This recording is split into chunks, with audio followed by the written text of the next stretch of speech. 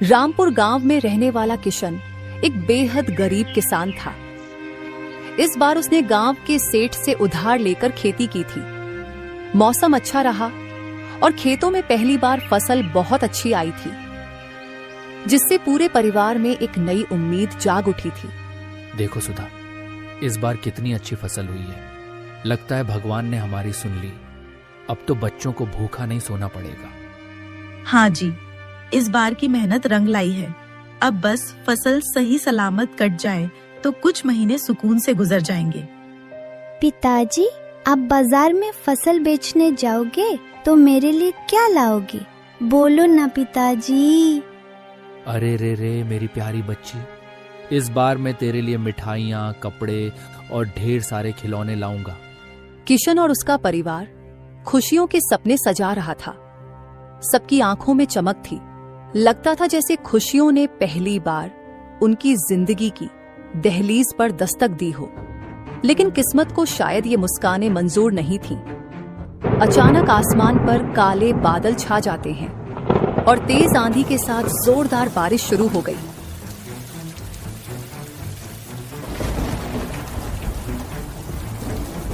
हे भगवान, इतनी जोरों की बारिश, कहीं हमारी सारी मेहनत बह ना जाए। किशन इतनी तेज बारिश देखकर बहुत घबरा जाता है और जल्दी जल्दी अपने खेतों की तरफ दौड़ता है। अजी रुकिए तो, छाता तो ले जाइए, बारिश बहुत तेज है।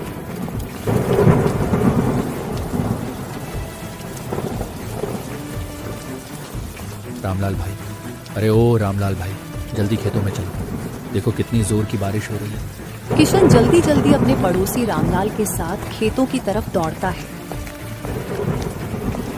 किशन भागा भागा खेत पहुंचता है। वहां का दृश्य देखकर उसका दिल बैठ सा गया। उसका लहलहाता खेत अब एक जल समुंदर बन चुका था।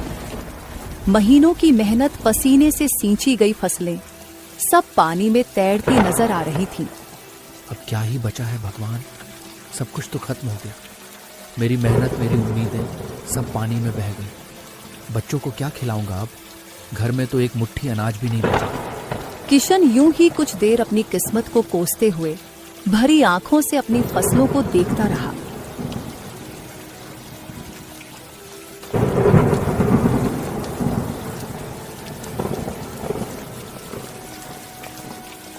घर पर सुधा किशन का बेसब्री से इंतजार कर रही थी।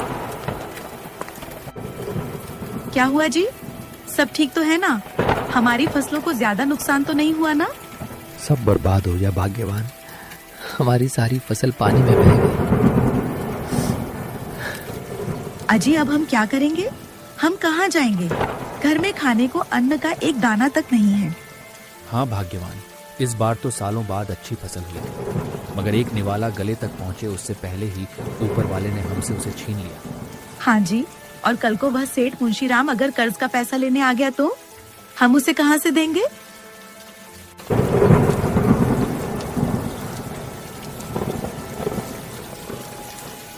घर में जो थोड़ा बहुत अनाज बचा था उसी को उबालकर जैसे तैसे पेट भरा और खाली आंखों में सपनों का बोझ लिए वे चुपचाप सो गए।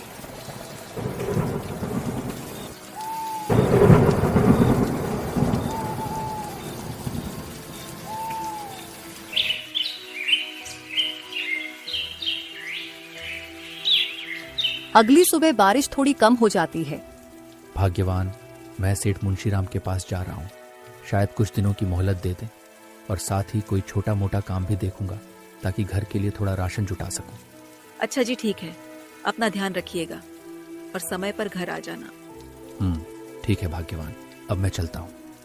इतना कहकर किशन सेठ मुंशीराम से मिलने उसके घर की ओर चल पड़ता है।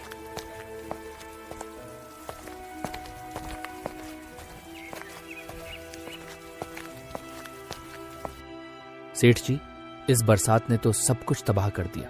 ऐसे हालात में कुछ दिन तक कर्ज चुकाना मेरे बस में नहीं है। बस थोड़ी मोहलत दे दीजिए, अगली फसल में पूरी रकम लौटा दूंगा, ये मेरा वादा है। माफ करना भाई, अब कोई मोहलत नहीं मिलेगी किशन। कागजों के मुताबिक वो जमीन अब मेरी हो चुकी है और कानून भी मेरे साथ है। सेठ जी, वो जमीन मेरी पुश्तैनी विरासत है। उसी मिट्टी में मेरे बाप दादाओं की उम्रें बीती हैं। हाथ जोड़कर गुजारिश है, मुझ गरीब पर ऐसा जुल्म मत कीजिए सेठ जी। किशन, ना मुझे तुम्हारी हालत से फर्क पड़ता है, ना तुम्हारी दलीलों से। वो जमीन अब मेरी है, और अगर तुमने उसे खाली नहीं किया तो फिर मैं अपने तरीके से काम करूंगा, और वो तुम्हारे लिए अच्छा नहीं होगा। किशन की जमीन छिन गई। अब न खेत बचा था, न पैसा, और न ही कोई सहारा। वो अंदर से पूरी तरह टूट चुका था। कितना बेरहम है ये सेठ मुंशीराम, एक गरीब पर जरा सी भी दया नहीं आई। जमीन छिन जाने के बाद किशन गांव में काम की तलाश में भटकने लगा। जो कभी खेत का मालिक था, अब लोगों के दरवाजे पर मजदूरी मांग रहा था। आंखों में थकान, मन में बेबसी और हाथ पूरी तरह खाली। काफी समय भटकने के बाद आखिरकार किशन को गांव के बाहर एक छोटे से कारखाने में काम मिल जाता है। काम मिलते ही किशन तुरंत कारखाने में अपने काम में लग गया।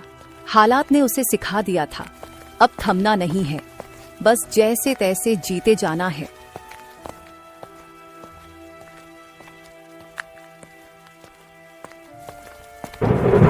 किशन को काम पर लगे ज्यादा देर नहीं हुई थी कि आसमान से गिर रही हल्की फुहारें अब एक मूसलाधार बारिश में बदल चुकी थी। अरे ओ किशन, जल्दी जल्दी हाथ पैर चला भाई। तने पता नहीं के यो माल आज शाम बीकानेर पहुंचाना है। जी मालिक। बारिश तेज होती रही और बेचारा किशन भीगता हुआ चुपचाप काम करता रहा। अरे वाह, आज तो कितना सुहाना मौसम है। ऐसे में अगर गर्मा गर्म चाय पकौड़ी मिल जाती तो मजा ही आ जाता। भगवान करे ये बारिश यूं ही होती रहे। शाम को घर जाते ही भाग्यवान से गर्मा गर्म पकौड़ी बनवाऊंगा, मजा ही आ जाएगा। वाह वाह वाह। जहां ठेकेदार बिरजलाल जैसे लोगों के लिए बारिश का मौसम सुकून और आराम का था, वहीं किशन जैसे गरीबों के लिए यह मौसम कहर बनकर टूटा।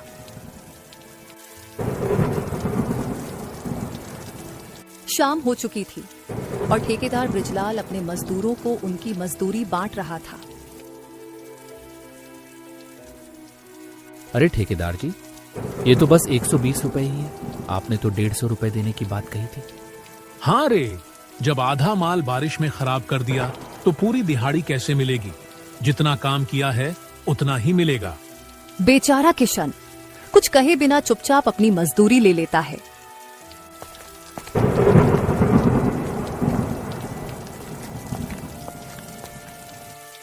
रामधन भाई, एक मदद करोगे? क्या अपनी साइकिल से मुझे घर तक छोड़ दोगे? घर पर बीवी बच्चे बारिश में परेशान हो रहे होंगे, जल्दी पहुंचना है यार। सुन किशन, मेरी साइकिल कोई तेरे जैसे भिखारियों के लिए नहीं है। मदद मांगने से पहले सोच लिया कर कि तू है क्या। इतना कहकर रामधन धड़धड़ाता हुआ वहां से चला जाता है और पीछे रह जाता है बेचारा किशन, भीगी हुई आंखें, कांपते होंठ और बारिश में भीगे कपड़े, पर वो कुछ नहीं बोलता। किशन उन चंद पैसों से थोड़ा राशन लेकर भीगे कपड़ों और भारी मन के साथ घर की ओर बढ़ता है। दिल में बस एक ही चिंता कि घर पर बीवी बच्चे भूखे और अकेले परेशान हो रहे होंगे। किशन घर पहुंचा तो दरवाजे पर उसकी पत्नी और बेटी उसका इंतजार कर रही थी। अजी, आ गए आप? बड़ी देर कर दी आने में। क्या कहा सेठ मुंशीराम ने? क्या बताऊं भाग्यवान, सेठ मुंशीराम ने जमीन के कागज दिखाकर साफ कह दिया, तू समय पे कर्ज नहीं चुका सका, अब जमीन मेरी है। बरसों की मेहनत एक पल में छीन ली उसने। अजी, अब क्या होगा हमारा? आज गांव में सरकारी लोग आए थे, कह रहे थे गांव में तेज बारिश का रेड अलर्ट है और ऊपर से हमारे घर की छत दीवार भी टूटी पड़ी है। अरे सुधा, तुम भी ना इन मौसम विभाग वालों की बातों को लेकर क्यों परेशान हो रही हो? चलो जल्दी खाना बनाओ, बहुत जोरों की भूख लगी है। हाँ जी, लेकिन छत तो किसी तरह ठीक करवानी ही पड़ेगी ना, वरना इस बारिश में कैसे रहेंगे? अरे सुधा, इतना मत सोचो, कल सुबह ही छत को ठीक कर लेंगे। अभी तो बस तुम जल्दी से खाना बना लो, बहुत भूख लगी है। किशन के लाए हुए थोड़े बहुत राशन से सुधा खाना बनाती है और वे सब खाना खाकर सो जाते हैं।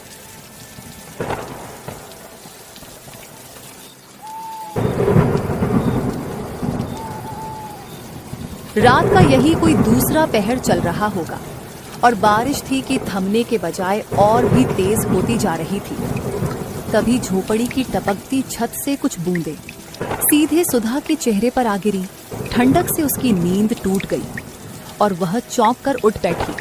अजी, उठिए जी, देखिए छत से पानी टपकने लगा है। हाँ सुधा, लगता है अब छत ठीक करनी ही होगी, वरना पूरे घर में पानी ही पानी हो जाएगा। आधी रात को किशन नींद से जागा और छत ठीक करने लगा। चारों ओर तेज हवाएं थी, बिजली चमक रही थी और बारिश लगातार तेज होती जा रही थी। जैसे तैसे छत संभालकर दोनों फिर से सो गए। देखते देखते बारिश और भी तेज होती गई। ऐसा लग रहा था मानो आसमान फट पड़ा हो। गांव के हर कोने में पानी भर गया था।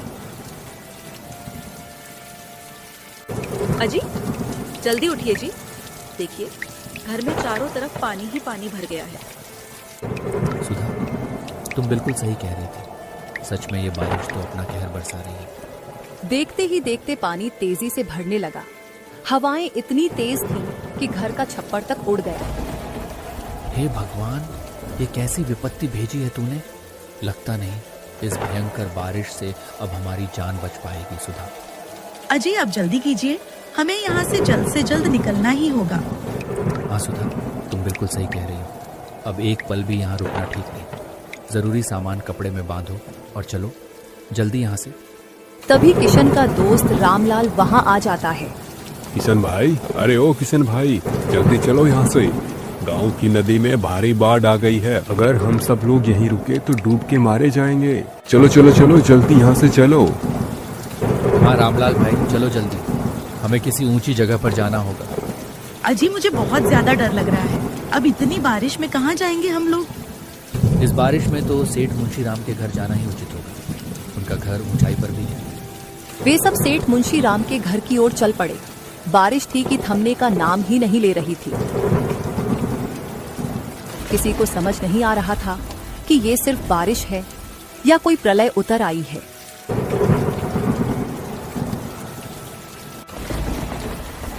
जैसे तैसे वे सब सेठ मुंशी राम के घर पहुंचते हैं।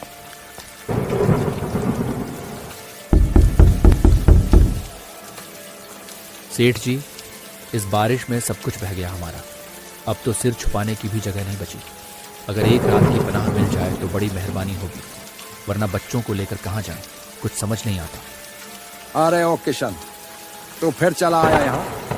मेरा घर कोई धर्मशाला नहीं है। अगर जरा सा भी कमाने खाने लायक होता तो आज इस हाल में ना होता। चलो निकलो यहाँ से। मेरे दरवाजे भिखारियों के लिए नहीं खुले। सेठ जी, हाथ जोड़कर विनती है, पूरा गांव पानी में डूब चुका है। सिर्फ आपका ही घर ऊंचाई पर है। थोड़ी सी जगह दे दीजिए, जान बचाने का और कोई आसरा नहीं बचा। वो सब मुझे मत सुनाओ। मेरे घर में तुम जैसे भिखारियों के लिए कोई जगह नहीं है। ठंडी ठंडी बारिश में अच्छी खासी नींद खराब कर दी। अब चुपचाप निकलो यहाँ से, वरना अच्छा नहीं होगा। मुंशी राम के सख्त और तिरस्कार भरे शब्दों ने किशन को भीतर तक तोड़ दिया और उसने चुपचाप वहां से रुखसत लेना ही बेहतर समझा।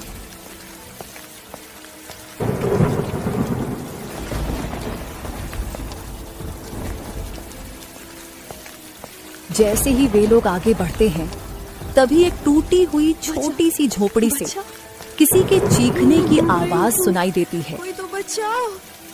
देखो उस घर में कितना पानी भर गया है और कोई मदद के लिए चिल्ला रहा है।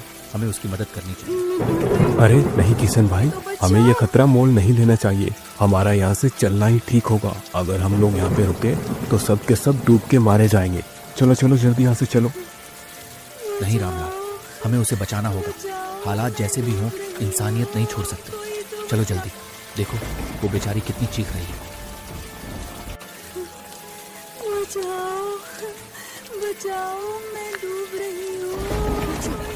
बचाओ। वे दोनों अंदर आकर देखते हैं, वहां एक बूढ़ी अम्मा पानी में डूब रही होती है।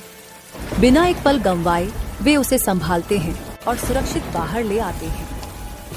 बेटा, तुम दोनों का बहुत बहुत धन्यवाद। अगर आज तुम मेरी मदद न करते तो मैं तो यहीं पानी में डूबकर मर जाती। भगवान तुम्हारा भला करे बेटा। अरे कोई बात नहीं अम्मा, मदद करना तो हम सबका कर्तव्य है। उस रात वे सब एक ऊंची जगह पर एक पेड़ के नीचे सहमे सहमे रुके रहे। कंबल भीग चुके थे और आधी रात उन्होंने ठिठुरते हुए किसी तरह काटी।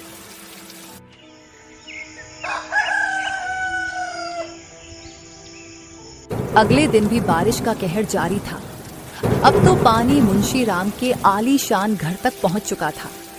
उसका गोदाम, अनाज, फर्नीचर सब बह गया। कुदरत ने सबको एक कर दिया। ना कोई अमीर रहा, ना गरीब, सिर्फ बेबस इंसान। कल तक जो लोगों को निकाल रहा था, आज वही मुंशी राम मदद की गुहार लगा रहा था। कोई है? बचाओ, कोई तो मेरी मदद करो, कोई तो बचाओ मुझे। देखो भाई, सेठ मुंशी राम के घर से आवाज आ रही है। शायद मदद के लिए चिल्ला रहा है। जाने दो भाई, वो हमेशा लालची और खुदगर्ज रहा है। कभी किसी की मदद नहीं की, अब भुगते। उसके लोग देख लेंगे उसे।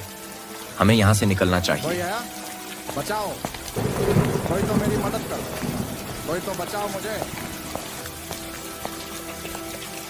अब बारिश पहले से भी ज्यादा बढ़ चुकी थी और पानी का स्तर बढ़ते ही जा रहा था। बेटा, पानी लगातार बढ़ रहा है। अब हमें निकलना चाहिए। गांव से बाहर एक ऊंचाई पर पीपल का बड़ा पेड़ है। कहते हैं चाहे जितनी भी बारिश हो, वो पेड़ कभी किसी को डूबने नहीं देता। चलो वहीं चलते हैं। गांव के सभी लोग और किशन गांव से बाहर उस पीपल के पेड़ के नीचे आ गए, जो सबसे ऊंची जगह पर स्थित था। अरे सुनो गांव वालों, सब लोग आ गए ना? कोई रहे तो नहीं गया इस बारिश में? मैं आते वक्त सेठ मुंशीराम के घर के सामने से आया हूँ। मदद के लिए चिल्ला रहा था वो। अच्छा किया जो उसकी मदद नहीं की। बहुत लालची आदमी है। हम गरीबों पर खूब जुल्म किए हैं उसने। अगर बारिश में डूब भी गया तो अच्छा ही होगा। कम से कम कर्ज से तो छुटकारा मिलेगा। अरे आप सब लोग बावले हो गए क्या? मुंशीराम भी तो एक इंसान है। इस मुसीबत की घड़ी में हमें उसकी मदद करनी चाहिए। सभी गांव वाले किशन को मना करते हैं, क्योंकि अब पानी बहुत ज्यादा भर गया था। अजी, आप इतनी बारिश में वहाँ मत जाइए, आपको खतरा हो सकता है। नहीं भाग्यवान, गांव के सभी लोग सुरक्षित आ गए। केवल मुंशी राम ही बचा है। हमें उसकी मदद करनी होगी। सुना है उसको तैरना नहीं आता। किशन सेठ मुंशी राम को बचाने के लिए जा ही रहा होता है कि तभी अचानक वह बूढ़ी अम्मा किशन के सामने आ जाती है। अरे अम्मा, आप यहाँ कैसे? आप तो वहाँ पीपल के पेड़ के नीचे थी ना, तो मुझसे पहले यहाँ कैसे आ गए? अरे बेटा, मैं कहीं भी आ जा सकती हूँ। तुम्हें तो पता है कि वो सेठ कितना लालची और स्वार्थी है। फिर भी तुम उसकी मदद क्यों करना चाहते हो? अम्मा, मैं इंसानियत में यकीन रखता हूँ। सेठ की जगह अगर कोई अपना होता तो मुझे वहाँ जाना ही पड़ता ना। अगर कोई रास्ता है तो बताइए। सच में बेटा, तुम्हारे जैसे नेक लोग आजकल बहुत कम मिलते हैं। मैं तुम्हारी मदद करूंगी। गांव पहुंचते ही 2 पेड़ों के बीच तुम्हें एक जादुई नाव मिलेगी। वो कभी नहीं डूबेगी। मेरा आशीर्वाद तुम्हारे साथ है। किशन उस बूढ़ी अम्मा का आशीर्वाद लेकर गांव की ओर जाता है।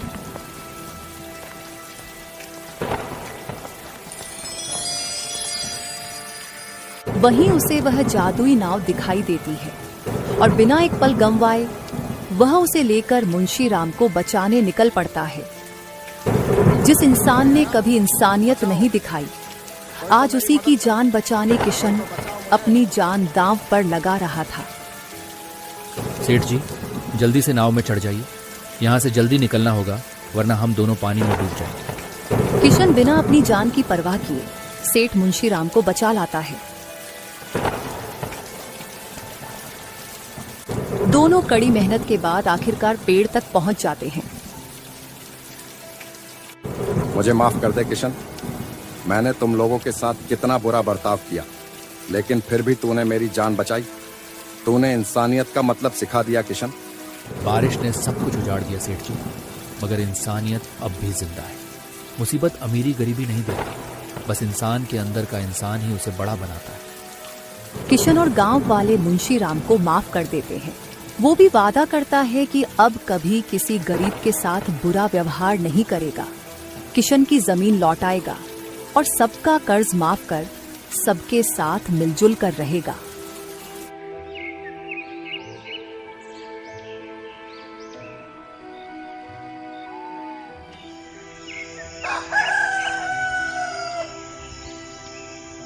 उन सब ने कुछ दिन यूं ही उस पेड़ के नीचे गुजारे। फिर जब बारिश थमी और पानी घटा तो सब लोग अपने अपने घर लौट आए।